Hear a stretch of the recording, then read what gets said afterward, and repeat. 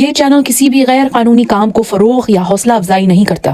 اس channel کی طرف سے فراہم کردہ تمام معلومات صرف تعلیمی مقصد کے لیے ہیں۔ ہوشیار ہوں اور احتیاط کریں۔ اس پروگرام میں ایسے واقعات کا تبصرہ کیا گیا ہے جو بچوں کے لیے بالکل ہی نامناسب ہے۔ ایجپٹ ہو یا انڈیا، میکسیکو، پاکستان، آسٹریلیا یا امریکہ، دنیا کے کسی بھی کونے میں Damn, baby, you're looking good tonight. کسی بھی وقت، جانی کہاں جا رہی ہو؟ اکثر جب لڑکیاں پاس سے گزرتی ہیں، سڑک پر کھڑے مرد ان سے نازیبا باتیں کرتے ہیں۔ نظر ہمیں بھی تو دیکھ لو۔ وہ انہیں چھیڑتے ہیں، ان کی توجہ حاصل کرنا چاہتے ہیں۔ گلیوں میں کسی لڑکی کو خوبصورت کہنا اس کی تعریف کرنا نہیں ہے، یہ ہراساں ہے۔ اپنا نمبر تو دیتی جاؤ۔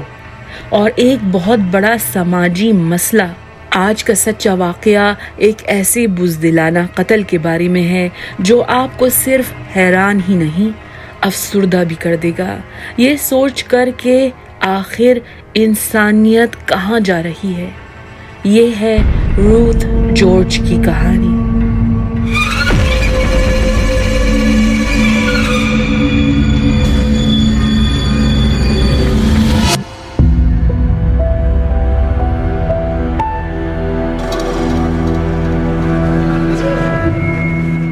امریکی ریاست الینوائے کے شہر شکاگو میں 23 نومبر 2019 ہفتے کا دن شروع ہوا تھا۔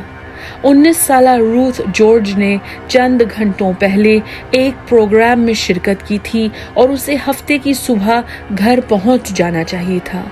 جب اس کے گھر والوں کو پتہ چلا کہ وہ گھر پر نہیں ہے تو وہ بے حد پریشان ہوئے۔ روتھ شکاگو کی یونیورسٹی آف الینوائے میں دوسرے سال کی طالب علم تھی اور وہ کینیسیولوجی پڑھ رہی تھی۔ وہ فزیکل تھراپسٹ بننے کی خواہش رکھتی تھی۔ 22 نومبر کی رات کو روتھ ایک تقریب میں گئی تھی جسے یونیورسٹی کے گروپ ڈیلٹا ایپسلون مو کی فریٹرنیٹی نے مستقبل کے میڈیکل پروفیشنلز کے لیے رکھا تھا۔ روتھ کا خاندان حیدرآباد، انڈیا سے تعلق رکھتا تھا اور انہوں نے تقریباً 30 سال پہلے امریکہ کا سفر طے کیا تھا۔ روتھ کی فیملی عیسائی تھی اور چرچ جانے کی بہت پابند۔ جب روتھ 18 اپریل سن 2000 میں دنیا میں آئی تو سب گھر والوں نے خوشی کا بے حد اظہار کیا کیونکہ وہ گھر کی آخری اور لاڈلی اولاد تھی۔ بچپن سے ہی روتھ ایک پرمسرت شخصیت کی مالک تھی اور وہ اسکول جانا پسند کرتی تھی۔ روتھ کو تقریبات میں جانا اور نئے لوگوں سے ملنا اچھا لگتا تھا۔ وہ جمناسٹکس کی شوقین تھی اور اس کے کوچ اور ٹیم کے ممبرز اس کی دوستانہ اور آسان فطرت کی تعریف کرتے تھے۔ حال ہی میں اس نے جمناسٹکس میں اپنے فلور روٹین کے لیے موسیقی کے انتخاب میں بیونسے کا گانا رن دی ورلڈ گرلز چنا تھا۔ اس کا خیال تھا کہ خواتین کی کامیابی کے لیے عورتوں کو ایک دوسرے کی ہمت افزائی کرنی چاہیے اور ایک دوسرے کو سہارا دینا چاہیے۔ روتھ ایک مخلص انسان تھی اور یہ خوبی بہت نایاب ہے۔ اس 22 نومبر کی رات روتھ ایک دوست کے ساتھ تقریب میں گئی تھی اور ان دونوں نے یونیورسٹی کے UIC ہالسٹیڈ کے اسٹاپ پر واپس آنے کے لیے لفٹ گاڑی کی خدمات لی تھیں۔ ہالسٹیڈ کے اسٹاپ پر پہنچ کر دونوں لڑکیوں نے الگ راستہ اختیار کیا کیونکہ دونوں اپنے اپنے گھر جا رہی تھیں۔ روتھ کی سہیلی یونیورسٹی کے کیمپس میں ڈورم کے کرائے کے کمرے میں رہتی تھی اور وہ اپنی بلڈنگ کے رخ نکل پڑی۔ روتھ کیمپس کے گراج کی طرف بڑھی جہاں اس نے اپنی گاڑی ایک سفید رنگ کی کیا پارک کی تھی۔ جب ہفتے کی صبح 11 بجے تک روتھ کی طرف سے نہ تو کوئی فون کالز نہ کوئی ٹیکسٹ میسیجز آئے تو اس کے فکرمند والدین نے اس کی گمشدگی کی رپورٹ پولیس اسٹیشن میں لکھوائی۔ روتھ کی بہنیں اور دوستیں جانتی تھی کہ روتھ کے آئی فون میں فائنڈ مائی آئی فون کی ایپ چالو تھی اور انہوں نے اس کے فون کا سراغ لگایا۔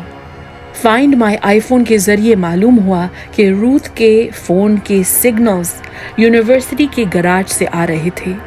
وہ لڑکیاں فوراً پارکنگ گراج گئیں اور انہوں نے دیکھا کہ روت کی گاڑی ابھی تک وہیں کھڑی تھی۔ جیسے ہی روت کی بہنیں گاڑی کے قریب آئیں تو ان کی چیخیں نکل گئیں۔ روت گاڑی کی پچھلی سیٹ پر منہ کے بل گری ہوئی تھی۔ گاڑی لاک نہیں تھی تو لڑکیوں نے دروازہ کھولا اور روت کو جھنجھوڑ کر جگانے کی کوشش کی۔ روت کا جسم ٹھنڈا پڑا تھا اور وہ سانس نہیں لے رہی تھی۔ اس کے کچھ کپڑے اترے ہوئے تھے، اس کی پتلون نیچے کھینچی گئی تھی اور اس کے سپینکس انڈر ویئر پھٹے ہوئے تھے۔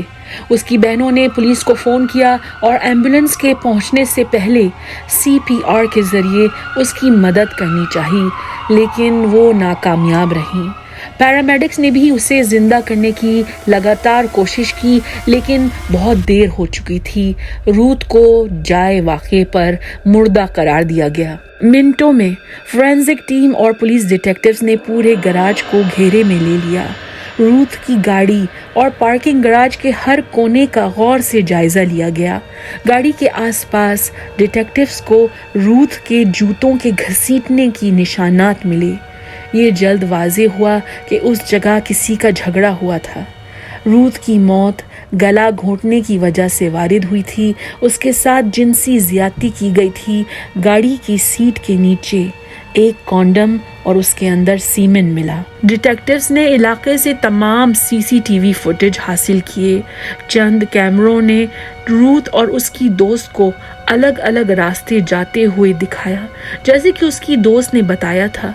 کیمپس کی عمارت کے اندر سے ویڈیو میں ایک آدمی کو چلتے ہوئے دکھایا گیا اور دوسرے کیمروں میں وہ ہالسٹیڈ نامی سڑک پر چلتے ہوئے نظر آیا۔ کیمپس کی پولیس نے یونیورسٹی کے کیمروں سے ویڈیو فوٹیج کا جائزہ لیا۔ انہوں نے ایک خوفناک انکشاف کیا۔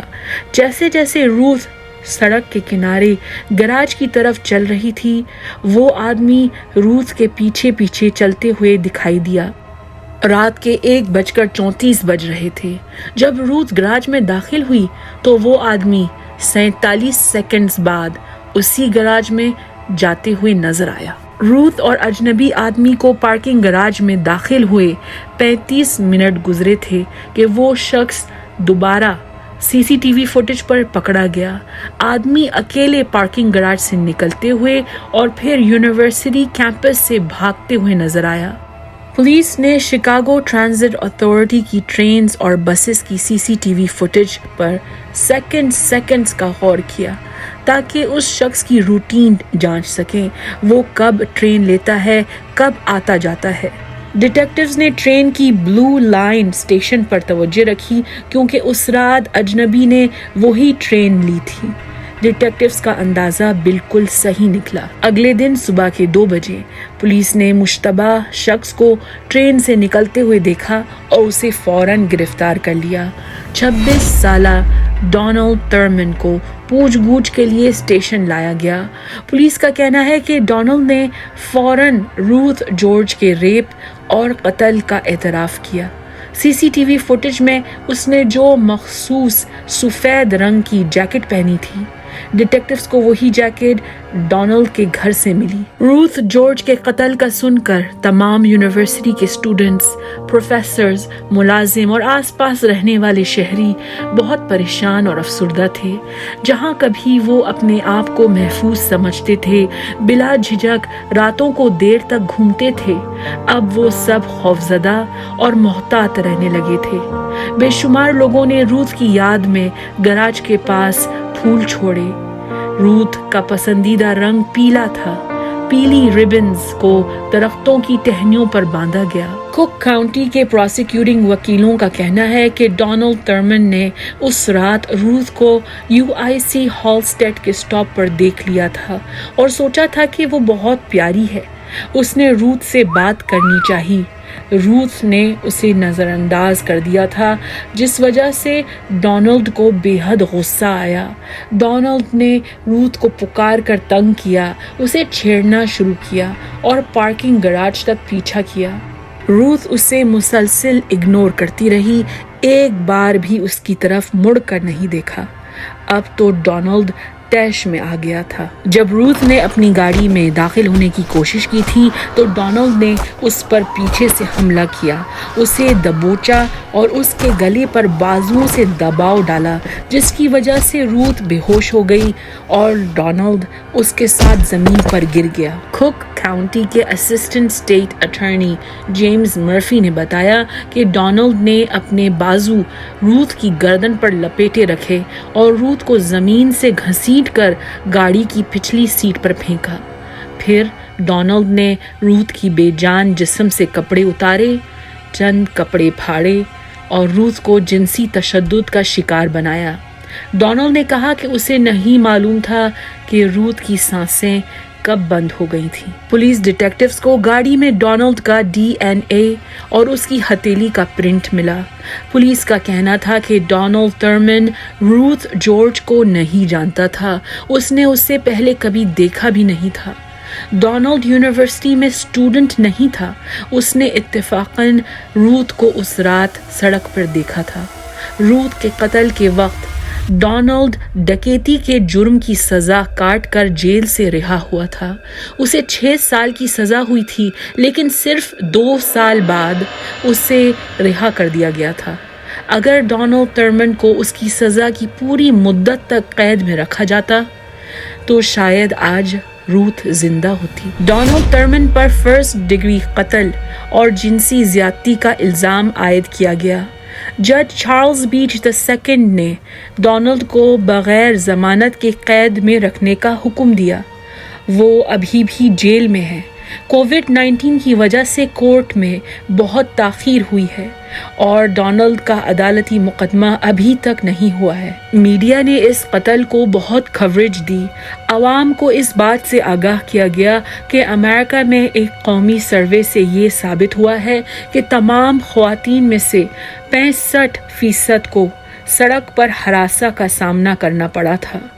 23% को ज़बरदस्ती छुआ गया था, 20% का पीछा किया गया था और 9% को जिनसी तौर पर कुछ करने पर मजबूर किया गया था। शिकागो की आवाम ने ख़वातीन के तहफ़्फ़ुज़ का मुतालबा करते हुए प्रोटेस्ट और जुलूस निकाले। मी टू मूवमेंट का एहतजाज शुरू कर दिया गया। जिनसी तशद्दुद और हरासा के खिलाफ आवाज़ उठाई गई। इस हादसे के बाद यूनिवर्सिटी ऑफ इलिनॉय के कैंपस के इर्द गिर्द सिक्योरिटी बढ़ा दी गई। सिक्योरिटी गार्ड्स अब 24 घंटे पार्किंग गराज में फेरा देते हैं। ये तमाम एहतियातें मुस्तकबिल के आने वाले स्टूडेंट्स के लिए तो बेहतरीन हैं, लेकिन रूथ जॉर्ज के लिए बहुत देर हो चुकी है। रूथ की मां ने अपनी बेटी के कत्ल के बाद एक बयान जारी किया है और वो ये कहती है, रूथ ने अपने मजहबी अकीदे को दूसरों से प्यार करके, मेहरबानी और खिदमत खल्क करके अपने दिल में कायम किया था। वो हमारे ख़ानदान की चहीती बच्ची थी। हम गमगीन हैं उम्मीद के साथ। हम मुजरिम से कोई नफरत नहीं रखते, लेकिन हम उम्मीद रखते हैं कि इस तरह किसी और लड़की को नुकसान कभी ना पहुंचे, एक माँ को कभी भी इस किस्म की तकलीफ का सामना ना करना पड़े, किसी माँ का दिल ना टूटे। दोस्तों, दुनिया उम्मीद पर कायम है और ये थी रूथ जॉर्ज की कहानी। हमारे चैनल को सपोर्ट करिए और महफूज रहिए। अगर आपको ये वीडियो पसंद आई है तो लाइक, शेयर और सब्सक्राइब करना भूलिएगा मत, वरना